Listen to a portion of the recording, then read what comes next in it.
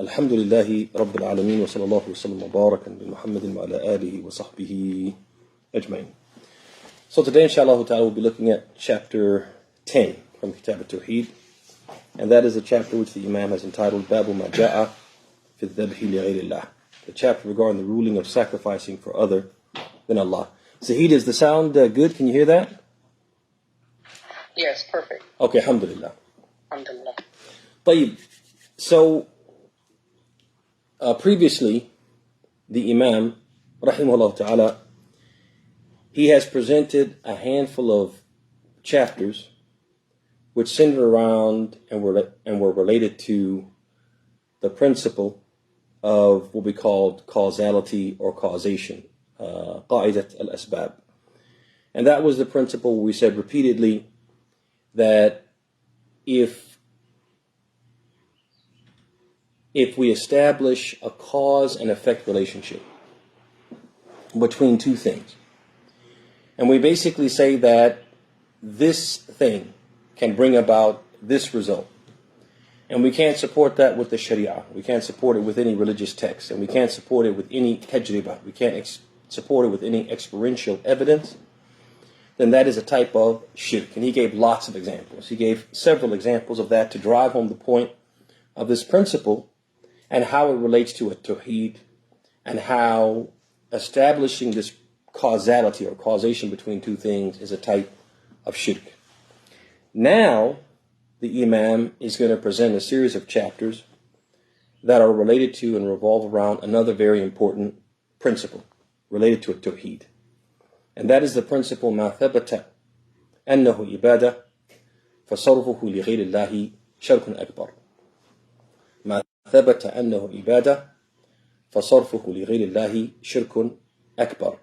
So basically, what that principle says is that if any confirmed act of worship, anytime you have something which Allah has called an act of worship, or the Messenger has called an act of worship, or the principles of Islam establish that is an act of worship, or you have an ordinary act, an act which typically we consider just what? Something which is from the mundane, and something from which is the ordinary acts that people do, but it's done in a way which is devotional. It's done in a way which lifts it and elevates it to the level of worship. If that act is offered for other than Allah, that automatically constitutes an act of major idolatry, and therefore nullifies at-Tawheed. So anytime we have an act of worship which has been called as such, or the principles of Islam say it as such, or we have no ordinary act which it's done in a way which is devotional, elevates it to the level of an act of worship, if it's directed or offered to other than Allah, automatically the person is guilty of and has fallen into a shirk which nullifies at-Tawheed. So what's the confirmation of this principle? And he's going to give a lot of examples, the first one being this chapter, Babu ma ja'a fi al-dhabhi li ghayrillah, the chapter regarding the ruling of sacrificing for other than Allah. But what's the proof, or how do we confirm the existence of this principle in Islam and its relationship to at-Tawheed? So we basically prove it in two ways. There's two steps to it, two stages, I should say, two stages. The first stage is that we establish that worship is khasatun billah. Al-ibadah khasatun billah. Worship is something which is the exclusive right of Allah. That's the first thing we have to establish. The second thing we have to establish is that worshipping or offering worship to other than Allah is a type of shirk. And then the qa'idah tastaqim. Then the principle will then be what? Be firmly established and proven effectually. Because we said that anytime you have an act of worship, if it's offered unto Allah, it becomes an act of shirk. So we need to confirm that one, worship is exclusive to Allah, and then that offering that worship to other than Allah is a shirk. Wa alaikum salam. So let's start with the first one, the proof that worship is the exclusive right of Allah. So there are several texts, and we can go on and on about this, but we'll give a few. So number one comes to us from Surah An-Nisa, the 4th chapter, verse number 36, and that is the statement of Allah subhanahu wa ta'ala in which He said, وَاعْبُدُ اللَّهَ وَلَا تُشْرِكُوا بِهِ شَيْئًا. He said, worship Allah and do not associate anyone with Him in that worship. So Allah orders that we worship Him and that we don't worship anyone with Him. Makes what? Worship exclusively His. Another example is the statement of Allah subhanahu wa ta'ala in Surah Al-An'am, the 6th chapter, verse 162, in which Allah subhanahu wa ta'ala says, قل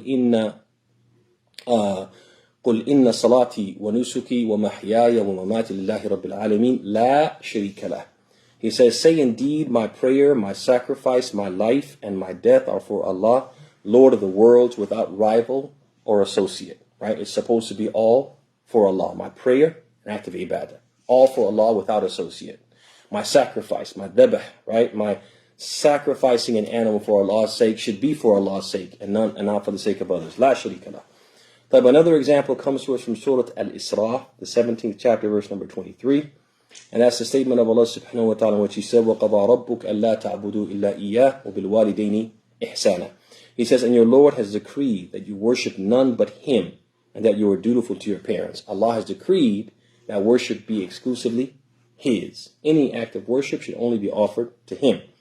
Another act or another example comes to us from Surah Al-Jinn, the 72nd chapter of the Quran, verse number 18. Allah says, وَأَنَّ الْمَسَاجِدَ لِلَّهِ فَلَا تَدْعُوا مَعَ اللَّهِ أَحَدًا. The masajid, the houses of worship, are only for Allah. So do not worship anything along with Allah. Right? He says, worship me, don't worship anything along with me. Another example comes to us from the Bukhari Muslim, the hadith, in which, on the authority of Mas'ud, in which the Prophet said, Wa alaykum as-salam wa rahmatullahi wa barakatuh. He said, Man mata wa huwa yad'u lillahi niddan, dakhala an-nar. He said that whoever dies while making dua, invoking or calling upon, and invoking is a type of worship. Whoever dies while making dua or invoking or calling upon a false deity instead of Allah will enter the fire. All these examples, and we could give more examples, they all establish the fact that worship is the exclusive right of Allah alone. That's the first part to prove the qaida, or to support the qaida. Now the second principle is that if you offer that exclusive right of worship to other than Allah, then you've committed a shirk.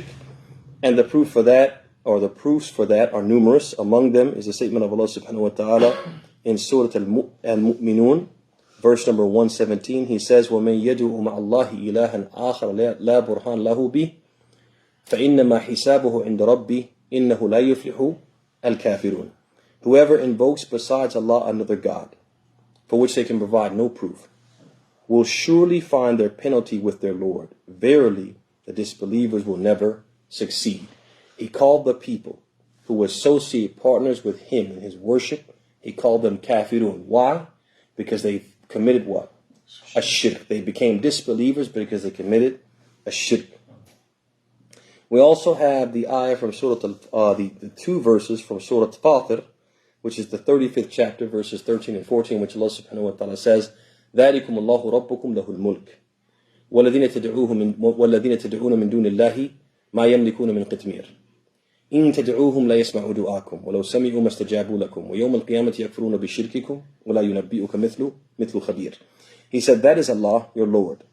All authority belongs to Him. But those false deities that you invoke besides Allah do not possess even the skin of a date stone. If you call upon them, they cannot hear your calls. If they could hear, they cannot respond to you.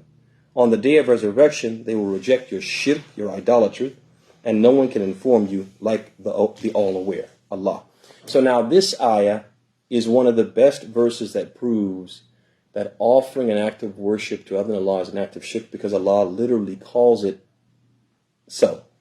He says, وَيَوْمَ الْقِيَامَةِ يَكْفُرُونَ بِشِرْكِكُمْ. On the day of judgment, He's talking about the people who call upon deities other than Allah. They make invocations to false deities.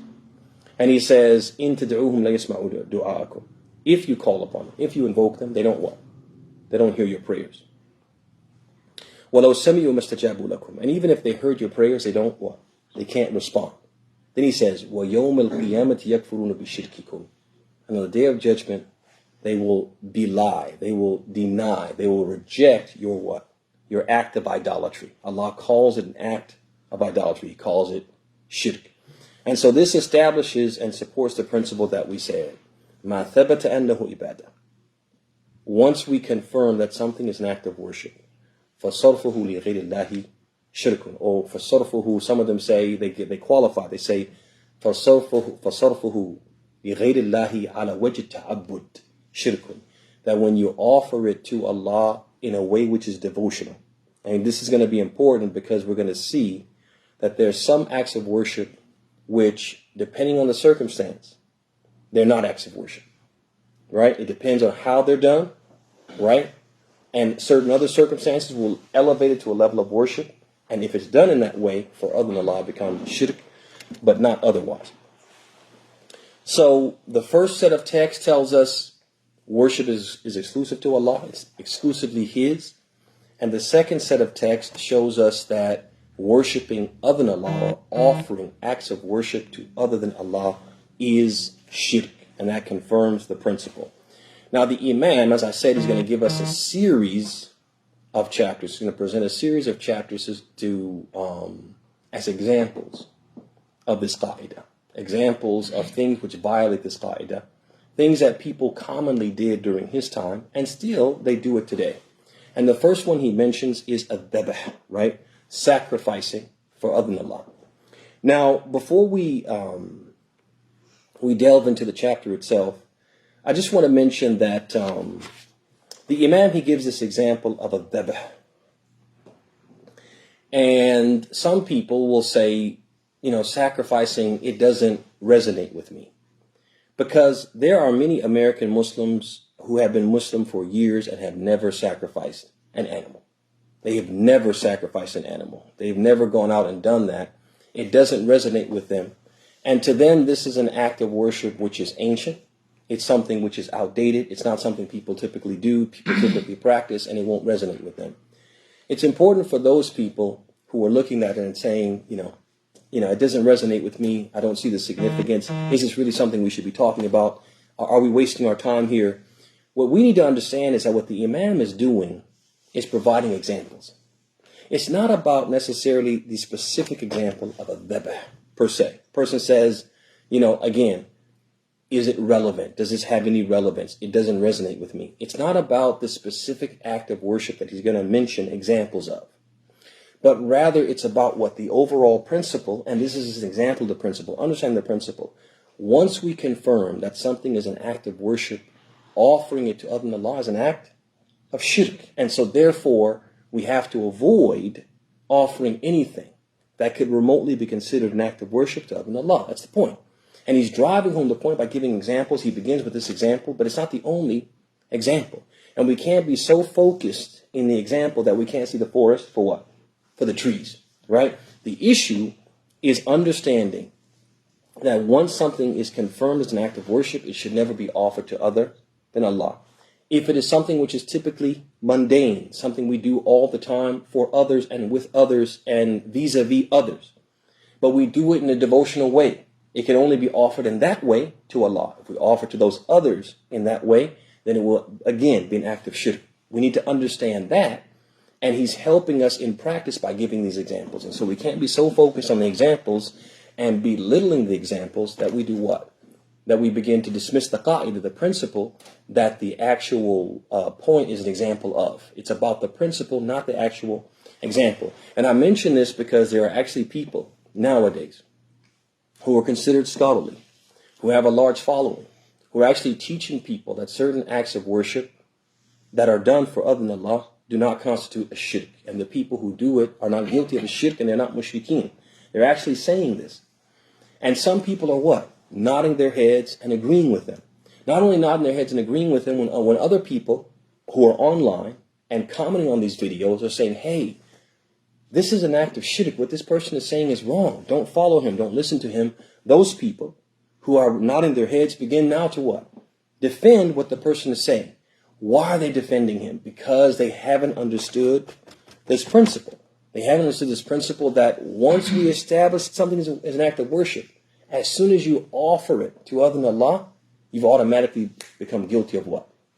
Of a shirk. Okay? We don't make that one-to-one connection. Why? Because we have become divorced from and separated from these principles. And so what the Imam is doing is he's teaching these principles through what? Through these examples. And so the point is not to focus so much on the example as it is to focus on the actual principle itself, which the chapter is an example of. Right, so he says, Rahimahullah Ta'ala, he says, Babu ma ja'a fi dhabhi li ghayrillah. He said the chapter concerning the ruling of sacrificing for other than Allah. So, this word ad-dhabh, it has a terminological meaning. It has a meaning in the terminology of at-Tawheed. And it has a meaning in the terminology of what? I guess you could say it has an urfi meaning. It has a traditional or linguistic meaning. Okay?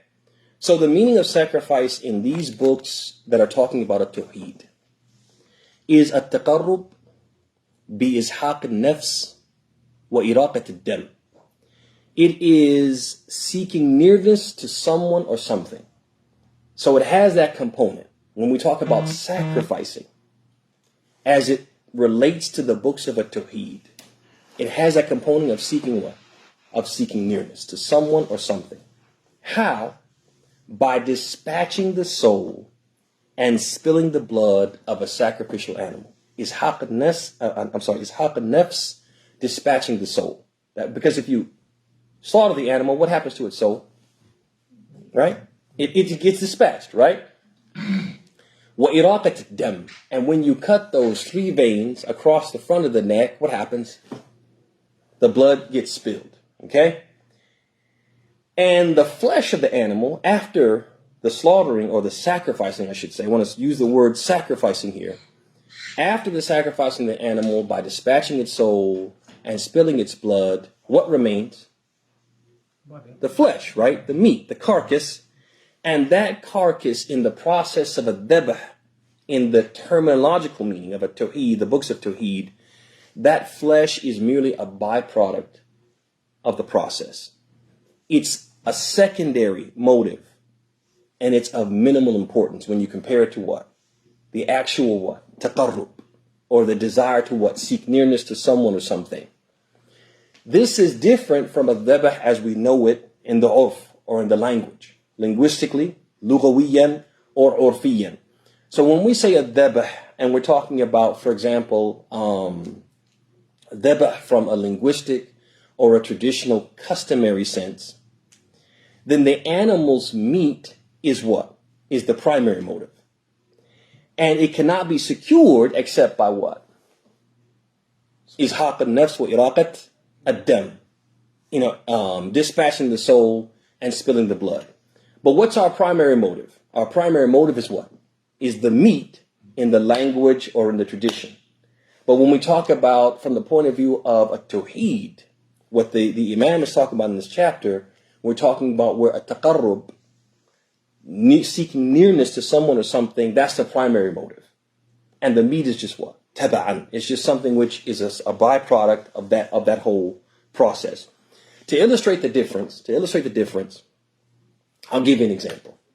Let's say, we're in these days, the last of the days of at-Tashriq, the days where it's recommended for Muslims to sacrifice an udhiyah, right? We're in the last of these days. So, a Muslim, if he wants to sacrifice an udhiyah, and when he sacrifices an udhiyah, what's his primary motive? What's his primary aim and objective? By sacrificing his udhiyah. At-taqarrub, mumtaz, at-taqarrub ila Allah. He wants to draw close to Allah by what? By sacrificing the animal. So let's say, for example, that a person, Ahmed, he goes and he does what?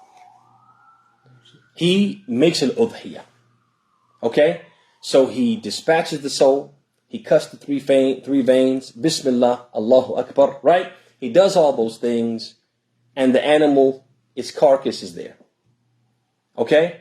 He goes to get his other knives to skin the animal and to gut it. When he returns, the carcass is not there. Someone stole the carcass. Okay? Would we say qaddaha? Would we say that he made the udhiyah? He sacrificed an udhiyah? Would we say that? Yes. Would we say that his reward is thabit? A thawab thabit, right? Yes. And would we say that he achieved his objective? Yeah, even though he doesn't have the meat, he achieved his objective. Why? Because his objective wasn't the meat, it was a taqarrub. It was to draw close to Allah. And he did that by what? By iraqat al-dam, izhaq al-nas wa iraqat al-dam, dispatching the soul and spilling the blood. What happens after that is what? Is not of significance to him, per se, when it comes to al-udhiyah. Like, suppose another person, Farid, he says, I have some guests who are coming from out of town. I want to honor them, and I want to show them hospitality. I want to give them a fatted calf, right? And I want to like roast it the old-fashioned way, right? And I want to put it in front of them over a big bed of rice, okay, and honor them with this, okay? So he goes, and he also what? He slaughters a sheep. Doesn't sacrifice, he what? He slaughters a sheep. Still, Bismillah wallahu akbar, right? So there is a taqarrub, but a taqarrub isn't his primary what? His primary objective. His primary objective is what? I can't eat the meat unless what? I slaughter the animal. He slaughters the animal, and just like Ahmed, he goes to grab his knives, to go ahead to gut and skin the sheep. Comes back, same thing. The carcass is gone. Is he going to say, Alhamdulillah, I've achieved my objective? No. He's going to go do what? Get another sheep, isn't he? Because he hasn't achieved his objective. Why? Because the objective is what? Al-lahm.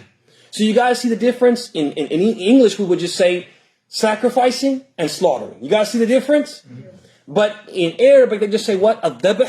And we know which one is intended by the context. You guys see that? So when the Imam says, Babu ma ja'a fi al-dhabh li ghayrillah, he says the chapter regarding the ruling of sacrificing for other than Allah, he means what? This taqarrub. This, where the sacrificing of the animal, the primary objective of it is to what? To draw closer to someone or something. But he starts to give some examples of this. Examples to prove that the qa'idah, the principle that we said, is applicable to this what? This act of worship. Okay? And again, the principle is what is important, not the actual what? The actual act of worship that he gave as an example, which we may or may not consider to be relevant or may not resonate with us. So, the first text that he gives is the one that comes to us from Surah Al-An'am, verse number 162 and 163, the 6th chapter. He says, قُلْ إِنَّ صَلَاتِي وَنُسُكِي وَمَحْيَايَ وَمَمَاتِي لِلَّهِ رَبِّ الْعَالَمِينَ لَا شَرِيكَ لَهُ وَبِذَلِكَ أُمِرْتُ وَأَنَا أَوَّلُ الْمُسْلِمِينَ. He says, say verily my prayer, my sacrifice, my living and my dying are for Allah, the Lord of the worlds. He has no partner. And for this I have been commanded, and I am the first of the Muslims. So, here, there's a couple of things that or the point of him mentioning this ayah is to clarify that sacrificing for other than Allah is a type of major shirk. How does he do that? He brings this ayah, and the ayah tells us this in two ways. One, it says, Lillah. This lamb that has been attached to the lafz al-jalala, Allah, is what they call lam al-ikhtisas. It's the lamb of what? Exclusivity. So when Allah says it is for Allah, it means what? For Allah, exclusively. It can be offered to Allah. And if you offer to other than Allah, then you've committed a shirk. The second way he emphasizes this or shows this is that he says, La sharika lah. There should be what? There should be no partners with him, no associates with him in prayer and sacrifice. And so this indicates that what? It's an act of shirk if we do sacrificing for other than Allah. But the next ayah that he brings is the ayah in which Allah subhanahu wa ta'ala says, فَصَلِّ لِرَبِّكَ وَانْحَرْ. And that comes to us from Surah 108, verse number 2. Surah 108, verse number 2, which is Surah Al-Kawthar, right? And he says, فَصَلِّ لِرَبِّكَ وَانْحَرْ. Therefore turn in prayer to your Lord and sacrifice to him only. Now here, he gives this verse to show us that sacrificing is an act of worship. And if it's an act of worship, based upon the principle and all the proofs that we provided, every act of worship can only be offered to Allah. So as soon as you offer to other than Allah, you've committed an act of shirk. How do we know it's only for Allah? How do we know it's an act of worship? Is because one, amara bihi, he commanded that we do it. And one of the indications that an act is an act of worship is if Allah commands us to do it. The second way that he shows us is he couples it with another act of worship. So he says, fasalli, pray, which is an act of what? Worship. Then he couples it with what? An-nahr, sacrificing. As if to say, these are two what? Acts of worship that I'm what? I'm putting together because of their virtue. And so the fact that he put an-nahr with a salat is indicative of the fact that what? An-nahr, sacrificing, is an act of worship. And if it's an act of worship, it can only be offered to Allah. If it's offered to Allah, it's an act of major idolatry. But from بعد ذلك, he brings the hadith. The hadith talk about Muslim authority of Ali ibn Abi Talib and Asif Ali ibn Abi Talib. And that's the hadith where Ali ibn Abi Talib, he said, radiyallahu an, he said, حدثني رسول الله صلى الله عليه وسلم بأربع كلمات. He says, Allah's messenger spoke to me and relayed to me 4 words. Okay, or 4 statements, I should say. He said, لعن الله من ذبح لغير الله. لعن الله من لعن والديه. لعن الله من آوى محدثا. لعن الله من غير منار الأرض. So he said, basically the Prophet relayed to me 4 people who are cursed. Basically, in effect. Effectually 4 people who are cursed. He said, the first one, Allah's curse is upon the one who slaughters, devoting his sacrifice to anything other than Allah. So he starts with what? The one who slaughtered or sacrificed for other than Allah. And he started with that to say that this is what? Al-A'dam. This is the worst of the 4. And why is it the worst? Because that one has committed an act of shirk, right? That will take him out of the fold of Islam. Then he says, Allah's curse is upon the one who curses his own parents. How often does that happen? That a person curses their own parents. How often does that happen? Ahsant. Generally, people don't curse their own parents, but what they may do is they may curse somebody else's parents, and that person will in turn curse what? Their parents. So who was the cause for their parents being cursed? Who was that man? Who was the cause for his parents being cursed? He was. So it's as if he what? He himself cursed him. That's what the Prophet meant when he said, may Allah's curse be upon the one who curses his own parents. Number 3, Allah's curse is upon the one who shelters, he says, muhdithan. Muhdithan here, they translate it as a heretic, right? But that's not really what it is.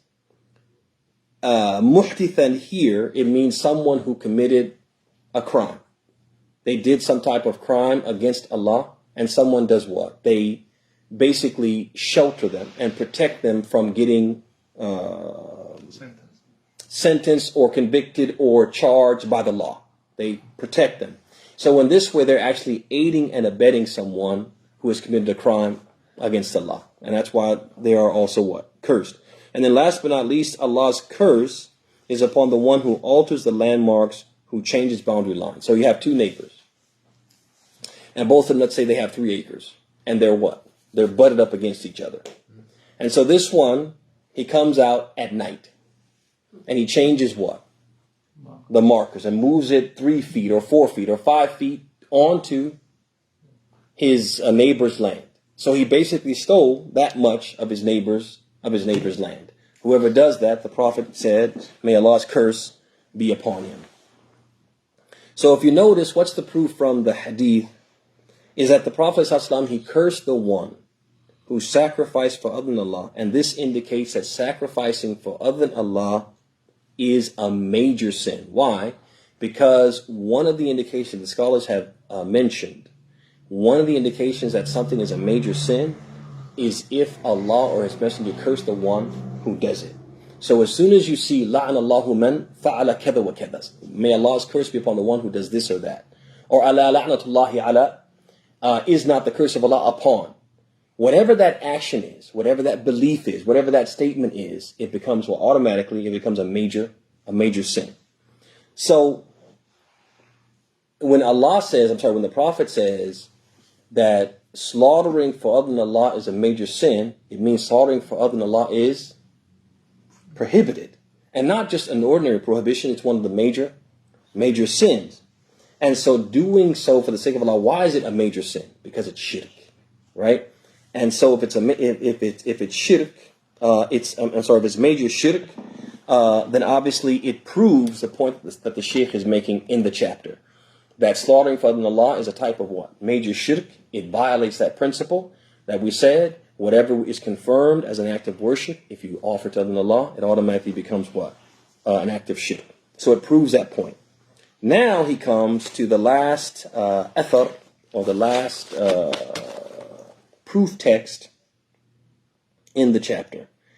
And this is the hadith which he attributes to Tariq ibn Shihab from Allah's Messenger.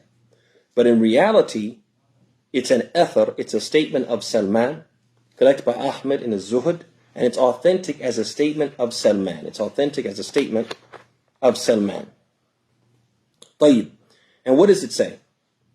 It says, دخل الجنة رجل في ذباب ودخل النار رجل في ذباب قالوا وكيف ذلك يا رسول الله صلى الله عليه وسلم قال مر رجلان على قوم لهم صنم لا يجاوزه أحد حتى يقرب له شيئا فقالوا لأحدهما قرب قال ليس عندي شيء أقرب قالوا له قرب ولو ذبابة فقرب ذبابا فخلوا سبيله فدخل النار وقالوا للآخر قرب فقال ما كنت لأقرب لأحد شيئا دون الله فضربوا عنقه فدخل الجنة. So in this athar, which is it's an amazing athar, Salman, he says, a man entered paradise because of a fly, and a man entered hellfire because of a fly. So they asked him, and how did that happen? Explain that to us. So he said, two men passed by the people, or a group of people, or passed by a town or a territory occupied or owned or administered by some people who had an idol, and they would not allow anyone to pass without making a sacrifice to it. So anybody who wanted to pass through this territory, they had this idol, and they would tell them, qarrib, right? You have to offer a sacrifice for what? For our idol. And if they wouldn't offer a sacrifice, they wouldn't let them pass. They had the option to either what? Go back, or what? Or be killed, right? So they ordered one. So two men passed by this territory. They got to the place, and the people said, qarrib, you have to offer a sacrifice. And the word used here, qarrib, it means literally, draw near, seek nearness. It literally means that, okay? And that's significant because they didn't say idbah. They didn't say slaughter. They didn't say sacrifice, which you could do without what? Without your heart being involved. No, they told him qarrib, seek nearness, right? Seek nearness to this idol in order to pass. So the first man said, laysa indi shay'un uqarrib. I don't have anything to offer as a sacrifice. I don't have a sheep, I don't have a goat, I don't have a cow, I don't have a camel, I have nothing with me. It's just what? Me and my person. So they said, qarrib walau dhubaba. They said, sacrifice even if all you sacrifice is a fly. Right? Even if you sacrifice a fly, just you have to sacrifice something. Now you think to yourself, a fly is what? It's insignificant. It's insignificant. It's a small thing. And perhaps that's what he thought. He thought, okay, I'm gonna do the taqreeb. I'm gonna do the offering, right? I'm going to do the act of devotion for this idol. I'm gonna do a fly because that's what they told me I could do, and I'm just doing it what? Takhallusan. I'm just trying to what? I'm just trying to so they'll get out of my way and let me pass. فَقَرَّبَ ذُبَابًا. And notice, didn't say فَذَبَحَ ذُبَابًا فَقَتَلَ ذُبَابًا. Right? They didn't say he killed a fly, he slaughtered a fly. Said what? قَرَّبَ ذُبَابًا. He what?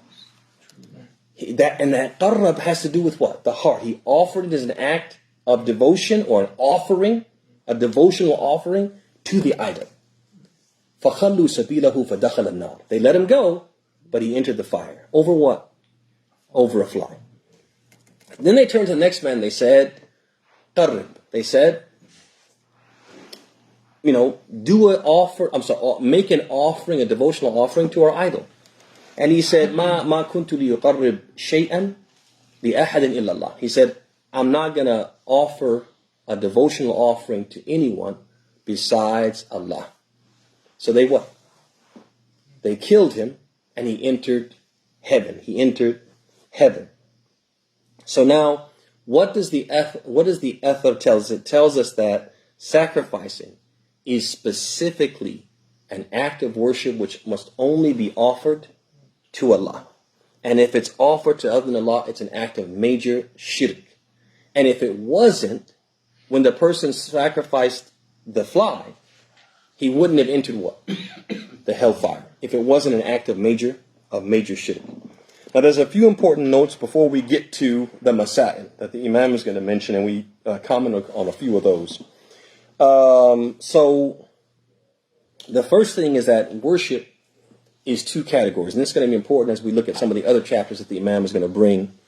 You have those acts of worship which are they are always and only acts of worship. No matter how they're done, no matter what circumstances they're done under, they're always acts of worship. Like ad-dabh, sacrificing is always an act of worship. An-nadhr, making an oath, is always an act of worship. So there's never a circumstance where it could be offered to other than Allah. There's never a way or a manner that it could be offered to other than Allah, because it's always an act of worship. But you have other acts of worship which, depending on the circumstances and how they are offered and presented to others, sometimes they're considered worship, and sometimes they're not considered worship. So, for example, ad-du'a, invoking or calling upon someone. Al-khawf, fearing someone. Al-raja, having hope in someone. Al-mahabba, loving someone. These are things that we find in the Quran and in the Sunnah. Sometimes they're attributed to Allah in a certain way and under certain circumstances, and they're acts of worship. And sometimes they're attributed to others. So, for example, so what that's telling us is that if they're done in a way which is devotional, if they're done in a way which reaches the level of worship, then they're exclusive to Allah. And if they're offered in that way to other than Allah, then they become a shirk. But if they're offered otherwise, not in a devotional way, or not in a way which makes them an act of worship, then they will not be an act of shirk. And one example of that we gave was a dua. So you're going to find in the Quran that Allah subhanahu wa ta'ala will confirm or attribute a dua to himself, and he will attribute a dua to others. So for example, وَأَنَّ الْمَسَاجِدَ لِلَّهِ فَلَا تَدْعُوا مَعَ اللَّهِ أَحَدٍ. He says, and indeed the masajid are for Allah. The houses of worship are for Allah, so do not invoke others besides Allah. Okay, he says this dua is for me. He says, for example, he says, وَقَالَ رَبُّكُمْ أُدْعُونِي أَسْتَجِبْ لَكُمْ. And your Lord says, call upon me, I will answer you, right? So you see him attributing a dua to himself as an act of worship. But we also see him attributing dua to others as what? As an ordinary act that people do. So for example, one of us may see someone outside that we've been meaning to talk to for days. And we say, oh, so-and-so, come here. What did we just do? We just called him. We just invoked him. We just summoned him. We made a dua. And that dua is not shirk. And the proof for that there are many verses in the Quran. For example, Allah subhanahu wa ta'ala says, لا تجعلوا دعاءكم الرسول بينكم كدعاء بعضكم بعضا. Don't let your calling out to the Messenger of Allah be similar to your calling out to one another. So you call the Messenger, and you can call him, but you have to call him what? Respectfully. And don't call him the way you call each other, where there's an absence of what? Of respect. There's some type of disrespect. But in both cases, Allah is confirming calling on other than him. We also have the example where Allah subhanahu wa ta'ala says, where he's telling the Muslims, the believers at that time, to say to the disbelievers at that time, okay? نَدْعُوا أَبْنَاءَنَا وَأَبْنَاءَكُمْ وَأَنفُسَكُمْ وَأَنفُسَنَا. I'm sorry. نَدْعُوا أَبْنَاءَنَا وَأَبْنَاءَكُمْ وَنِسَاءَنَا وَنِسَاءَكُمْ وَأَنفُسَنَا وَأَنفُسَكُمْ ثُمَّ نَبْتَهِلْ فَنَجْعَلْ لَعْنَةَ اللَّهِ عَلَى الْكَاذِبِينَ. Right?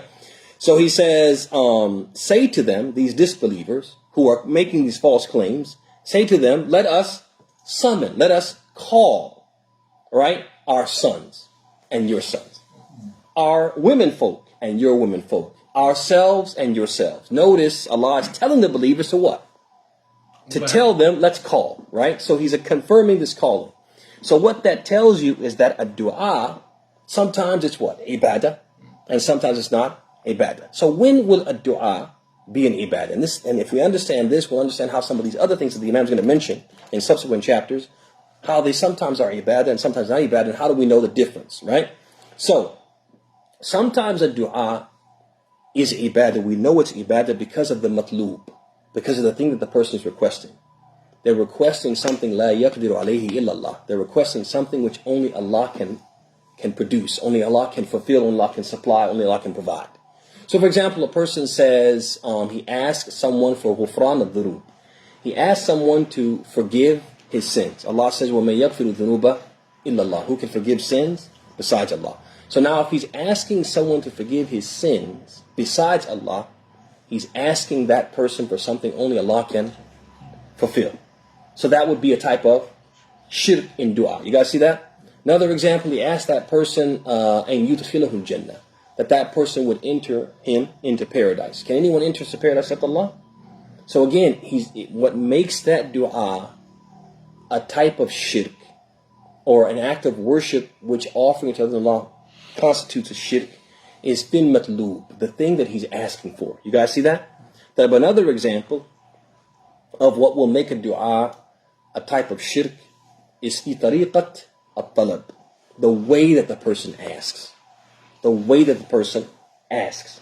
So for example, if they ask bi kamal al-dhul wa kamal al-mahabba, they ask with complete humility and submissiveness, and complete what? Love and adoration, right? You see a person, oh please, as if this person is the only one who can provide what they need. That kamal al-dhul wa kamal al-mahabba is something which is only what? The right of Allah. It's exclusive to Allah. So a person asks someone in that way, then the way that they're doing it is indicative of the fact that they're what? They're worshiping them. You guys see that? Another example of this tariqat al-talab, the way that you ask, is you ask someone who is not present.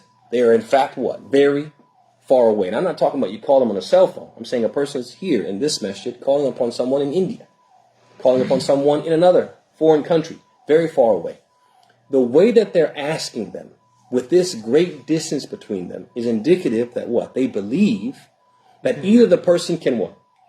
Can hear al-ba'idat. He can hear regardless of the distance between the caller and the one being called, or that he knows the unseen, right? So the fact that you call in this way is indicative of a certain belief that you have in your heart, which makes what you're doing an act of worship. You guys see that? But last but not least, if a person were to make dua mal i'tiqad, annahu yastaqillu fi ijad al-matlub.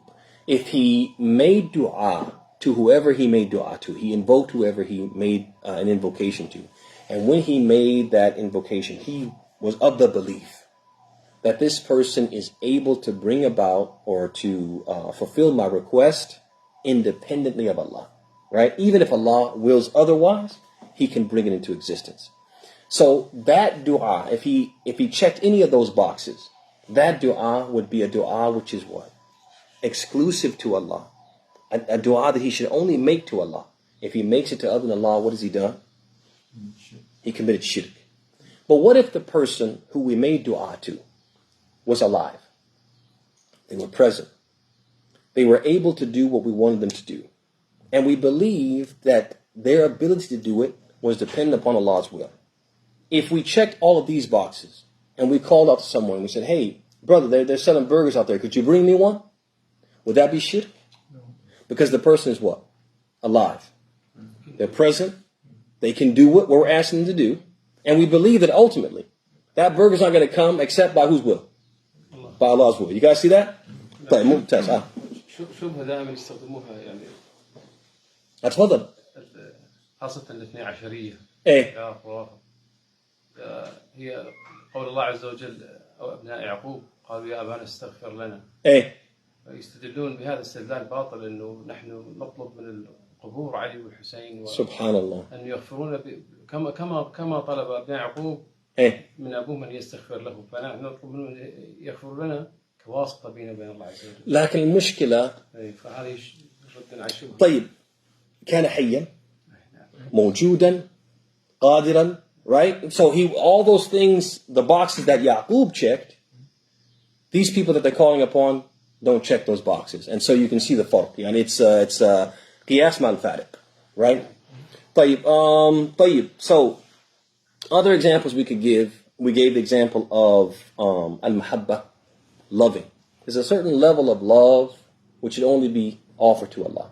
So for example, we have Allah subhanahu wa ta'ala says, وَمِنَ النَّاسِ مِن يَتَّخِذُ مِن دُونِ اللَّهِ أَنْدَادًا يُحِبُّونَهُمْ كَحُبِّ اللَّهِ وَالَّذِينَ آمَنُوا أَشَدُّ حُبًّا لِلَّهِ. He says, and from the people are those who take rival deities besides Allah. They love them as they should only love Allah. So he talks about this level of mahabba being what? Exclusively his. But then he turns around and tells the Prophet ﷺ, he says, إِنَّكَ لَا تَهْدِي مَنْ أَحْبَبْتَ. You can't guide the one you love. Talking about his uncle, Abu Talib. And Allah is confirming it's okay to what? To love him. Loving him what? On a level which is not reaching the level of what? Of worship. Another example, al-khawf, فَلَا تَخَافُونِ وَخَافُوا. I'm sorry, فَلَا تَخَافُوهُمْ وَخَافُونِ. Don't fear them, fear me. Allah has established that there's a certain level of fear that He's only entitled to. But He also said, وَاللَّاتِ تَخَافُونَ نُشُوزَهُنَّ. And as for those who you fear, those women, those wives who you fear their what? Their disobedience and their rebellion. Allah is confirming that there's a type of fear that what? Is okay for other than him. Person pulls out a gun on you and you're afraid of him. You're afraid of the gun. That's not shirk. Right? That's a level of fear which is what? Which is acceptable. And we can go on and give examples. But the point is that there are some acts of worship which, depending on the circumstances and how they're offered, will make them acts of worship or make them what? Acts can be offered to what? To other than Allah. And we gave examples of those. But ثم بعد ذلك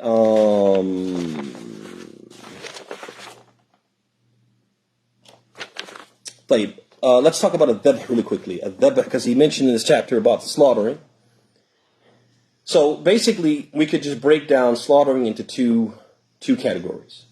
Al-dhabh al-mashru', the slaughtering or the sacrificing which is authorized by our religion. And that has different levels. Some of it's obligatory, according to some scholars. Some of it's recommended. Some of them are permitted. Some of them are undesirable but allowed. And all of those fall in the category of what? Mashru'a, right? Basically allowed or authorized in our religion.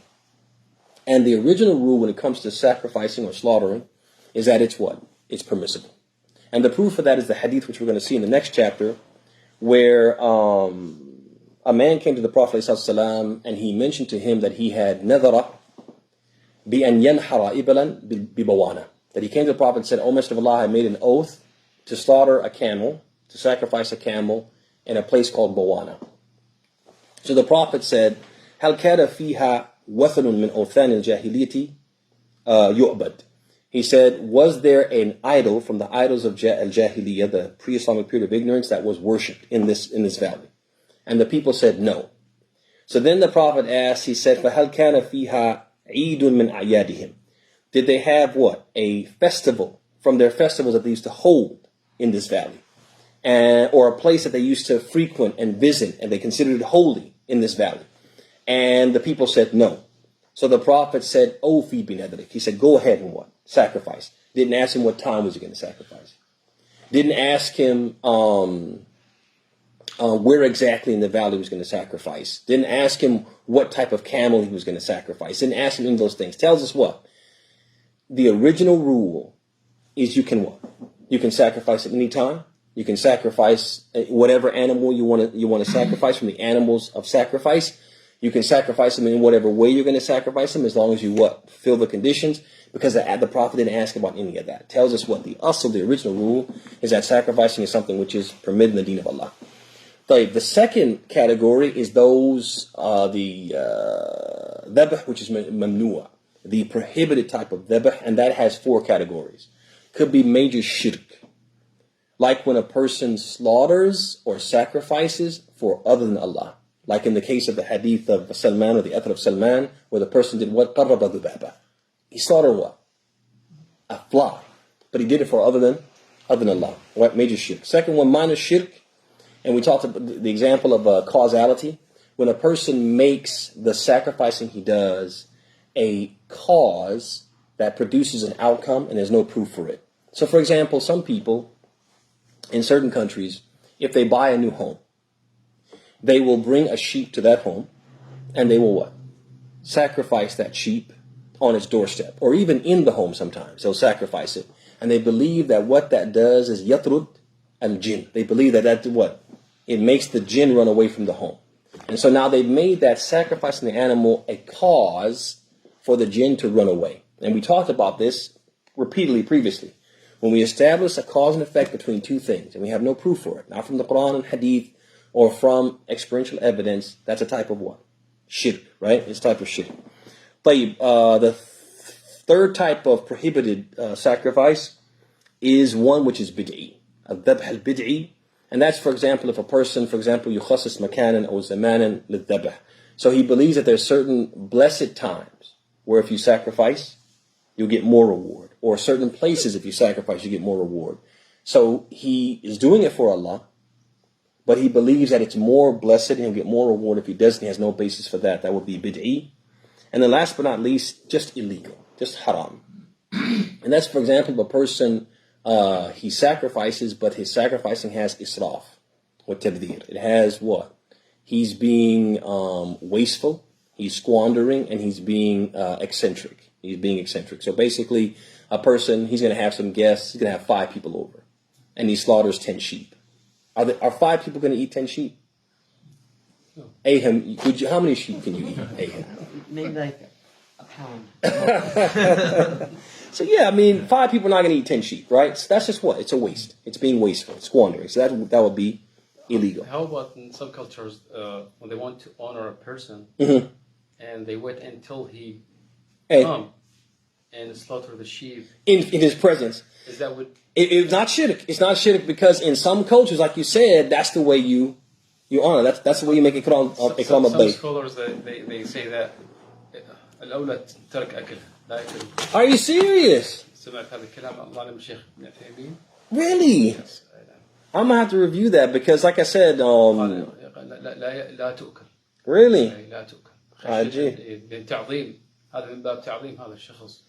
Wallahi, I think it's going to go back to an-niyyah. It could be a person, if he did it with that niyyah, but in a lot, like you said, in a lot of cultures, you do it in front of the person, not because you're making it a ta'zeem, but you're doing it because you want to show him that this is fresh meat that was done ikraman lak. And if that's your intention, then I don't think it would constitute a shirk.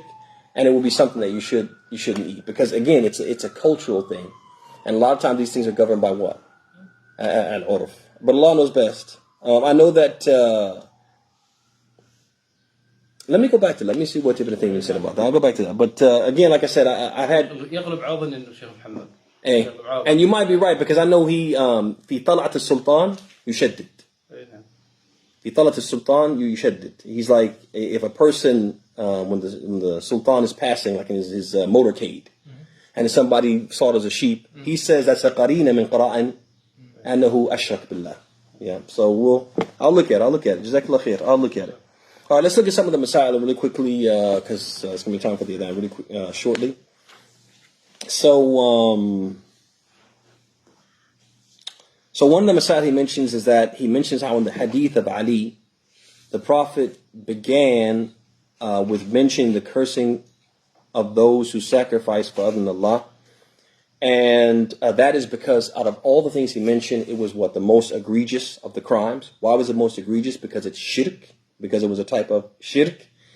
And the meaning of al-li'an, or the meaning of al-la'an, is at-tard wal-ib'ad min rahmatillah. That a person is basically being expelled from and distanced from Allah's mercy, which is indicative of the fact that the person created what? Has committed a major sin. It's not a minor transgression. And there are 2 types of mal'unin, right? When we look at the Quran and Hadith, whenever the word al-la'na is mentioned by Allah and His Messenger, we're going to notice that there are 2 types of people who receive al-la'na. And the type of la'na they receive is on 2 levels. The first one is al-la'n al-kulli, the complete and total cursing. And that's something you're only going to find applicable to the disbelievers and the pagans, the disbelievers and the idolaters. The second type is al-la'n al-juz'i, the partial la'n, the partial cursing. And this is what you're going to see attributed to ahl ma'asi, the people who commit sins, but those sins are less than what? Kufr. Like, for example, the hadith of Mas'ud where the Prophet said, La'an Allahu al-washima wal-mustawshima, right? Al-nasima wal-mutanammisa, right? So he said, may Allah curse the one who tattoos and the one who gets tattooed. May Allah curse the one who removes their eyebrows, right? And the one who removes the eyebrows. So obviously, this is not the la'an al-kulli, the complete one, but it's the partial one, indicating that what they're doing is a major sin. But it's less than what? Kufr. It doesn't take them outside the fold of Islam. طيب. Here it makes sense to mention ala ujala that there are, let's go to number 7, because that's more applicable. The difference between a specific curse and a curse upon the disobedience and rebels in general. So what is the Imam saying? He's saying that there's two ways that people curse, and each one has its rulings. Sometimes people are cursed specifically. A person is called by their name, right? Or they're spoken to directly, like, may Allah curse you, right? Or they call a person's name, X, and they say X is cursed, or may Allah's curse be upon X, specific. And then you have where they curse a Noah. They curse the category of people, right? Or people who do specific things, but they don't curse people by name, right? He says there's two different types of, or levels of cursing. Cursing people specifically by name, and cursing people by what? By what they do without mentioning any names, right? So for example, you curse the person who does X, the person who does Y, but you don't mention specific names of people who actually do those crimes. Now, suppose a person cursed the disbelievers generally, the people of disbelief generally, cursed the idolaters, the pagans, cursed the people of other like religions, right? The disbelievers in general. This is something which is permissible according to the scholars bil ijma', right? May Allah curse al-kuffar, may Allah curse the disbelievers. This is permissible, and we find in the Quran itself, ala la'natullahi al-kafirin. Is not the curse of Allah upon, or certainly the curse of Allah is upon the disbelievers. That thumma ba'd dhalik, sometimes people curse those sinful and wicked people who have been cursed in the Quran or in the Hadith. That's also permissible. And we gave the example of the Hadith of Mas'ud, La'an Allahu al-washima wal-mustawshima al-namisa wal-mutanammisa, right? So these are examples of cursing people because of something they do, right? And their action has been cursed already by Allah and His Messenger. That's also permissible. What about a specific disbeliever? A specific disbeliever, right? So somebody says, for example, may Allah curse Trump, for example, right? Somebody actually names him and curses him by name. The scholars have differed about this, the permissibility of it. And Allah knows best. The strongest of the two opinions is that you can do that. You can do that. And the scholars who say that you can do it supported with the hadith where collected by a Muslim, in which Aisha radiallahu anha, she was with the Prophet, and a group of the Jews came, and they said, Assalamu alaikum, Ya Rasulullah, right? They said, Assalamu alaikum, right? And this was very common for the Jews in Medina, that they would come to the Prophet, and even other believers, other Muslims, and they would say, Assalamu alaikum. You guys hear something, notice something different about that? Huh? Right? Instead of saying as-salam, they would say, you can hear clearly hear the lam. They would elide or omit the lam and say as-salamu alaykum. But they would say it quickly, because if you say it quick enough, maybe you can what? Make the person think that you said as-salam. Right? And they would do this a lot, because what they wanted was the Prophet to respond, wa alaykum as-salam. Right? So they would pray that the Prophet, because as-sam and as-salam are different. As-sam means poison, death, and curse, right, upon you, right? And as-salam means what? Peace, which is totally the opposite, right? So they would pray that poison and death would be the lot, the lot of the prophet, and they would hope that he would respond, not hearing what they had said, as-salam, because he's mustajab ad-da'wah, right? Because his prayer is going to be accepted by Allah, that he would pray for them for as-salam. So the prophet obviously is keenly aware of what they're doing, so he would respond, wa alaykum, and upon you. So it means whatever you said, back to what? Back to you. But Aisha, when she heard this, she became very what? Upset. She became very upset. And she said, alaykum as-sam wal la'na. She said, may death and poison be upon you and Allah's curse. And the Prophet, he said, yeah, Aisha. He said, no, don't say that, Aisha. And he told her, inna rifq la yakunu fi shay'in illa zana. Wa la yunza min shay'in illa shana. He said, oh Aisha, indeed, gentleness is never put in anything except that it beautifies it, and it's never removed from anything except it mars it. So what did he criticize her for? For a la'na or for not being gentle?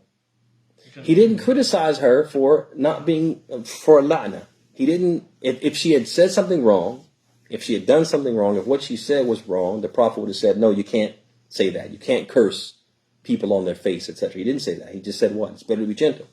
So she responded by saying, did you hear what they said? And the Prophet said, did you hear what I said? Means what? I just said wa alaykum, right? So basically what we learn from the hadith is that cursing specific individuals from the non-Muslims is allowed. It might not be preferred, but it is what? It is permitted. The last one is, what about al-mu'ayyim al-fusaq? What about if a person from the believers commits a specific sin and we curse that specific person who committed that sin on his face? And the scholars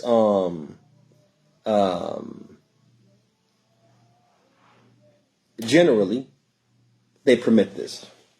And they permit it specifically for Ahlul Bidah. The early Muslims specifically, like Malik and some of the great scholars of the early period, they would permit this specifically for Ahlul Bidah. And Ahlul Ma'asi, generally, they would permit it. And they support it. For example, you have the hadith by Muslim authority of Aisha, that two men from the Muslims, they came and visited the Prophet and entered his house for aghdaba. They said something or did something to make the Prophet angry. فَلَعْنَهُمَا وَسَبَّهُمَا. So the Prophet, he cursed them and he what? He insulted them. Right? He said something to them which was hurtful or whatever. So that's one example. That he cursed them on their face and they were believers. Another example, and this one's a little bit tricky, but we'll see if you guys can figure out what your dilala, how this hadith proves the point we're making. The Prophet said, لَعْنَ الْمُؤْمِنِ كَقَتْلِهِ. لَعْنَ الْمُؤْمِنِ كَقَتْلِهِ. He said, cursing a believer is like killing him. How does that hadith prove that we can curse a believer if they deserve it? How does that hadith prove that? Any takers? Any takers?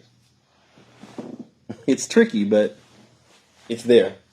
I promise.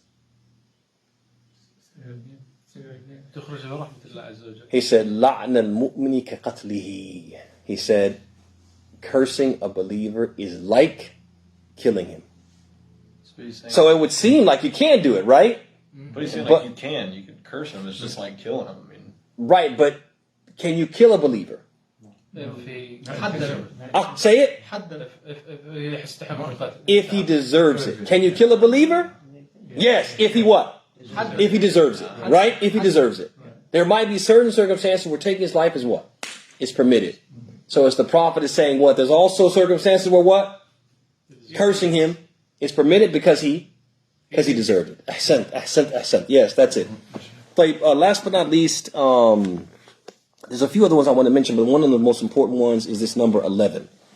So he said the man who went to the hellfire was a Muslim.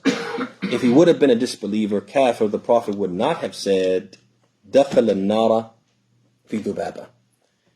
So if he was a disbeliever who didn't believe in Allah, and he drank wine, and he fornicated, and he murdered people, he did all these other crimes, would the Prophet have said he went to fire because of a fly? No, he went to fire because of what? His disbelief, right? So he was a believer, everything was fine, and he did something, and because of that, he entered the fire. That's what the Shaykh is saying in number 11. And why does he mention that specifically? He wants to refute people from his time, and unfortunately even from our time, who are of the belief that a Muslim can never become a disbeliever. No matter what he does, no matter what he says, once he has become a Muslim, he'll never become a disbeliever. He'll never leave Islam. And he's saying, no, this person was a Muslim, and then he did something, and as a consequence, he became a non-Muslim. And we need to be aware of that and cognizant that we can't go to the shrines of pious people, right? We can't slaughter for pious people. We can't make oaths for pious people. We can't go to the graves of pious people and make dua to them and then think that what? No matter what we do, as long as we say La ilaha illallah, we'll never be disbelievers. No, you can. If you can do something that will make you a disbeliever. And there are a number of proofs for this, and we'll mention al-Ujala Sari'ah. One, Allah subhanahu wa ta'ala says, La ta'tadiru qad kafartum ba'di imanikum. Don't make excuses, you have disbelieved after believing. He said, so he tells us right there, you can be a believer and then disbelieve after believing. Also, وَكَفَرُوا بَعْدِ إِسْلَامِهِمْ. They disbelieved after becoming Muslims. We also find that the Sahaba, radwanullahi ta'ala alayhim, after the Prophet's passing, they fought the wars of what? Ridda. And they actually called people who had formerly been companions of the Prophet but had disbelieved, they called them murtaddeen, they called them apostates, and they fought them because of their apostasy. And in one hadith, Abu Hurairah, he said, لَمَّا ارْتَدَّ مَنْ ارْتَدَّ